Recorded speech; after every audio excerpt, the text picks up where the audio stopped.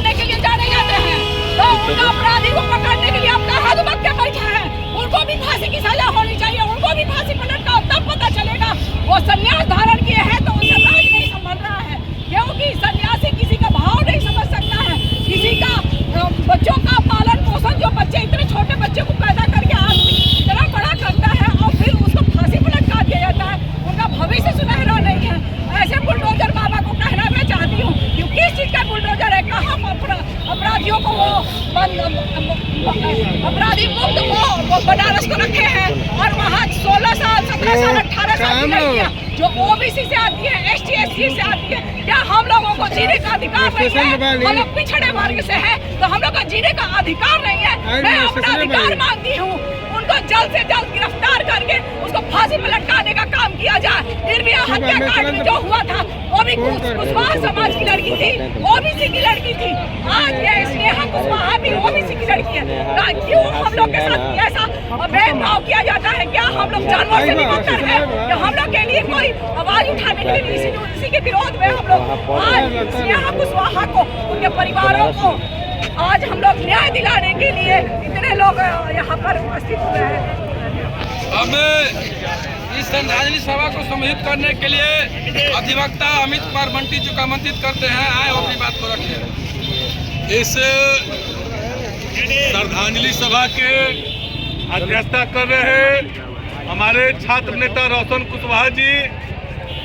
इस नागरिक मार्च के आयोजक सम्राट अशोक जन्मोत्सव समिति बहुजन संगठन के लोगों को हम सबसे पहले अपने संगठन All India Lawyers Association for Justice AILAJ की ओर से उनका क्रांतिकारी सलाम करते हैं।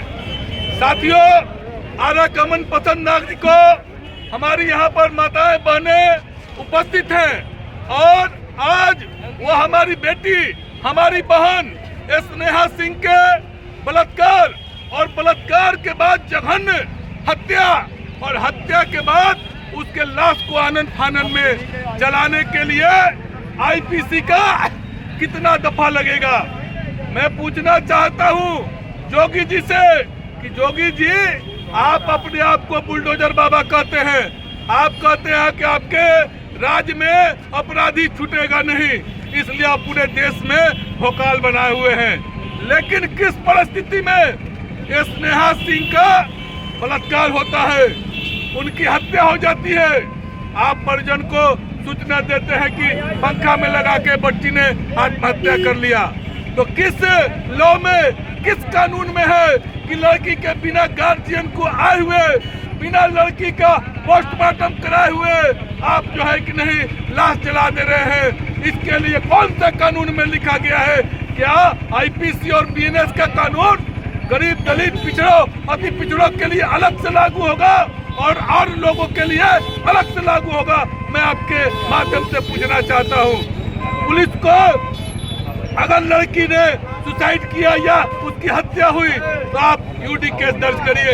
अगर उनके परिजन कह रहे हैं कि मेरी बेटी के साथ बलात्कार हुआ है, हत्या किया गया है, तो वो केस आपको दर्ज करना होगा, पोस्टमार्टम कराना होगा और बिना लड़की के परिजन के आए हुए आप उसके डेड बॉडी को जला नहीं सकते हैं। यह मानवाधिकार का उल्लंघन है और पूरे जोगी राज में स्नेहा सिंह के प्रकरण में कानून की धज्जियां बनारस की पुलिस ने, यूपी के पुलिस ने जोगी जी के इशारे पे उड़ाने का काम किया है। और सामाजिक न्याय के दम भरने वाले हमारे बिहार के मुखिया नीतीश कुमार जी भी चुप्पी साधे हुए हैं स्नेहा सिंह के बलात्कार और हत्या पर। आज हम लोग इस नागरिक मार्च के माध्यम से बिहार के मुखिया, यूपी के मुखिया जोगी जी, भारत के मुखिया मोदी जी को यह संदेश देना चाहते हैं कि आप अविलंब स्नेहा सिंह प्रकरण में जो भी पुलिसकर्मी, जो भी उसका मकान मालिक, उसका जो शामिल है बलात्कार करके इस जघन्य हत्या करने का, लाश जलाने का, जो भी दोषी है